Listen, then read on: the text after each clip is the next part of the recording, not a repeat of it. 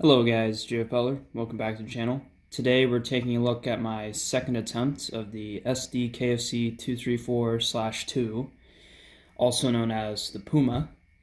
So this is a late war German armored car. This was designed to replace the Sd.Kfz 231, which I already built by the way, and I did a review on that, so you guys can go and check it out. But anyways, this was built to replace that.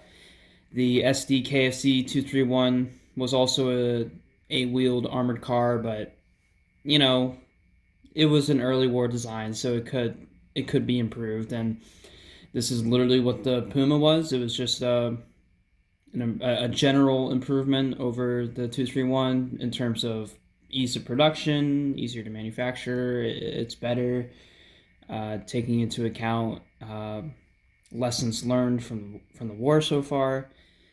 And yeah, this is what they came up with. Now, this is the Sd.Kfz 234/2. So this is the second variant of the four major variants of the 234. The first variant has like a 20 millimeter.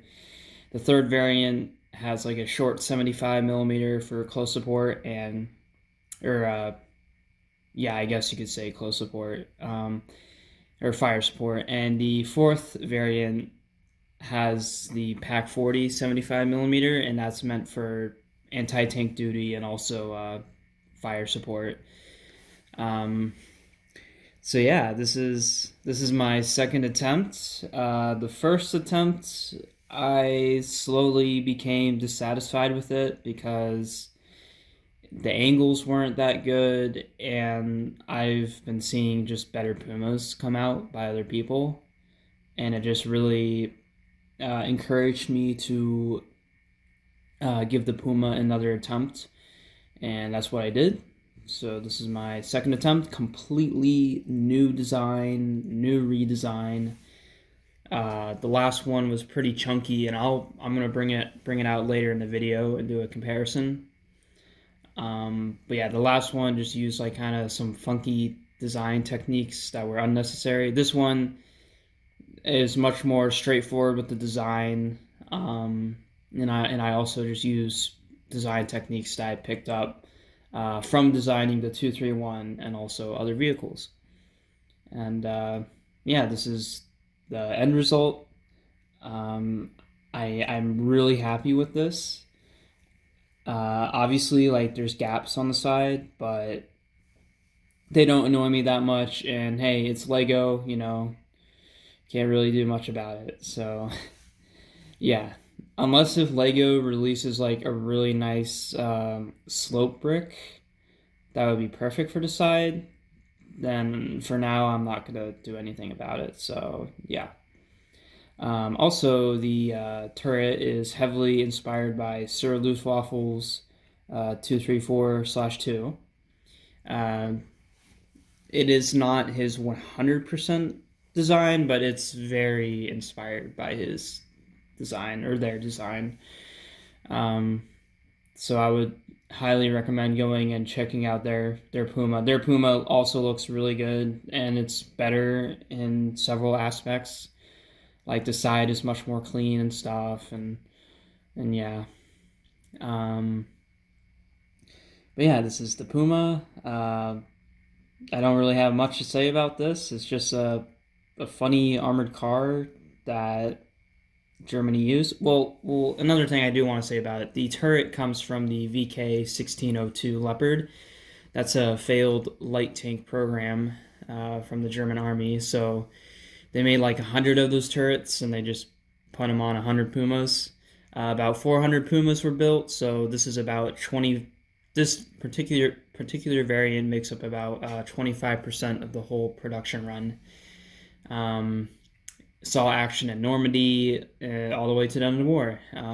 So yeah, not much else to say there.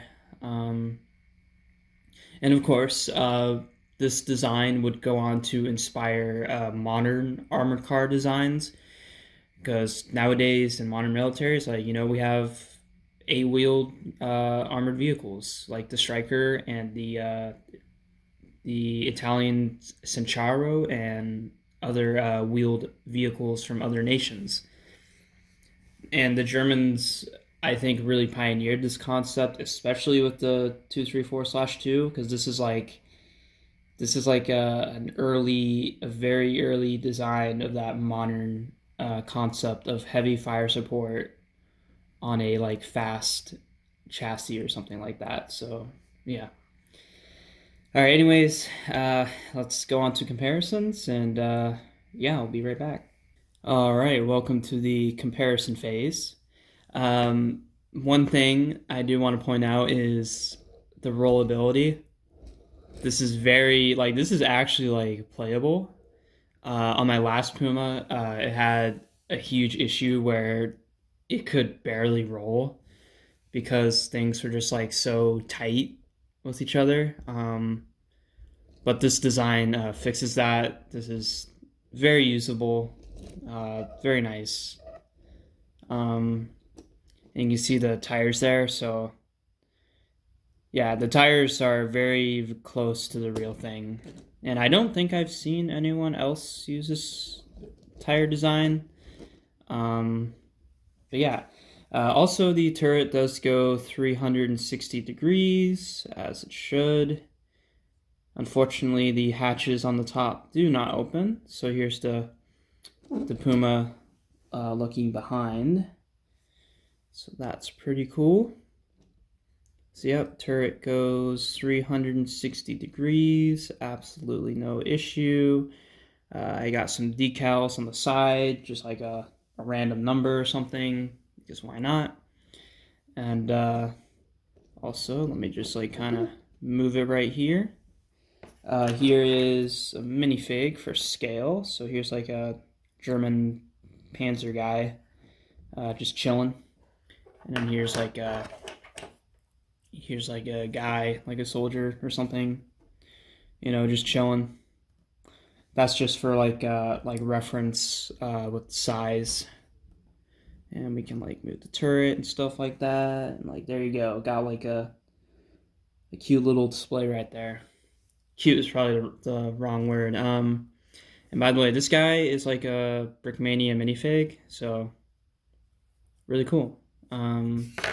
But yeah, we'll take that away, and let's go on to our first vehicle comparison. All right, our first comparison is obviously going to be with my first 234 design. Now, I apologize with this. This thing is pretty dusty right now. One thing I do want to get is like a really good duster, because I am sorely needing that right now. And I also want to get like some glass display cases so I can put my best models in there so they don't get dusty.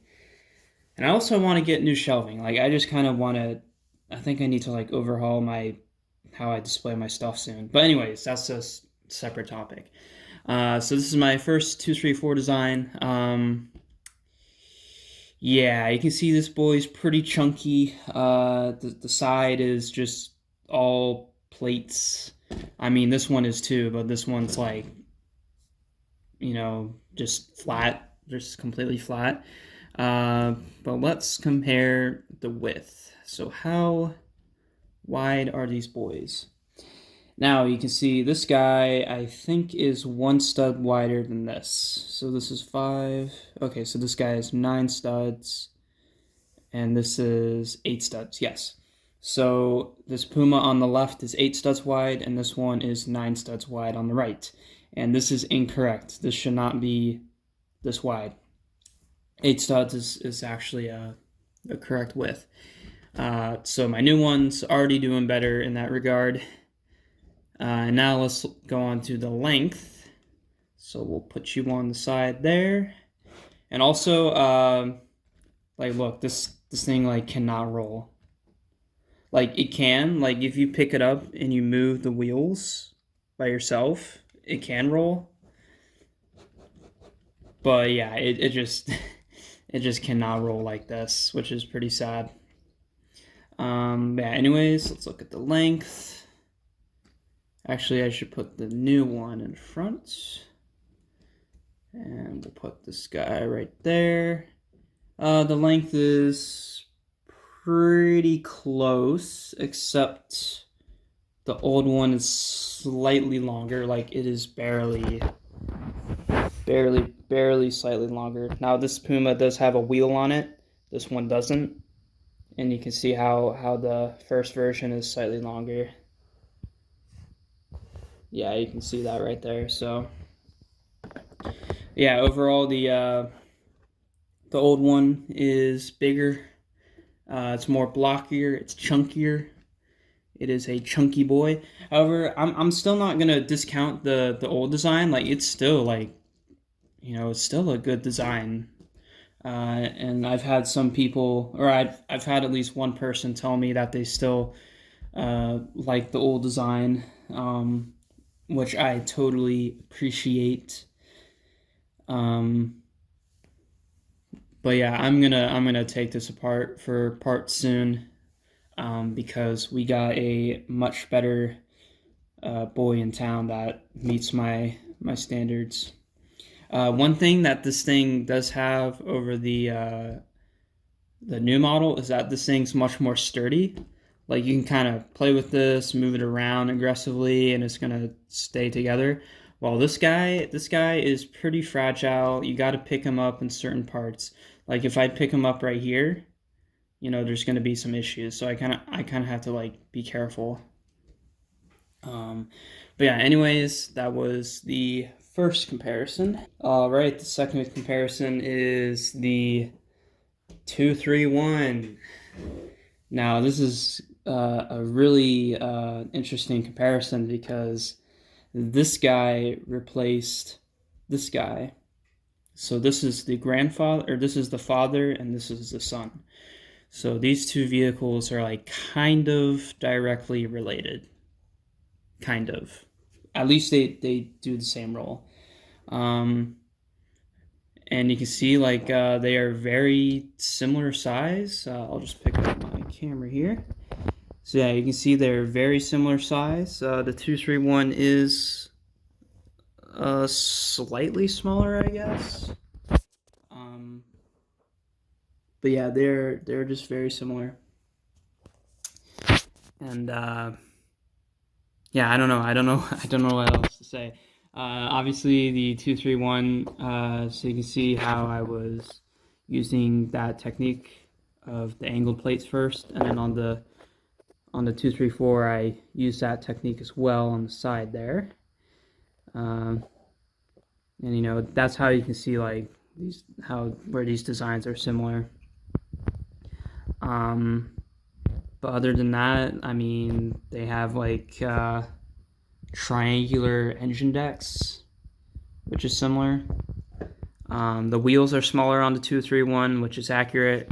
The wheels are much larger on the 234, or noticeably larger. And yeah, I mean, I guess that's it. Don't really have much else to say there. Just wanted to show these guys off. I don't know why I think the lighting's like getting messed up or something. Oh, that might be too bright. But yeah, anyways, this was, I think I'm gonna end the video here now.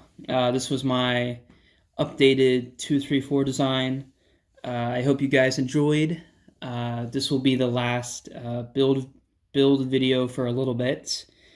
I am working on 2 more vehicles, but they're not quite done yet. It's gonna be a little bit till they're done. And I also need to design some more stuff, and I already have some more things I want to design. So anyways, if you guys like this video, please comment. Let me know what you thought of it, and I will see you guys next time. Bye-bye.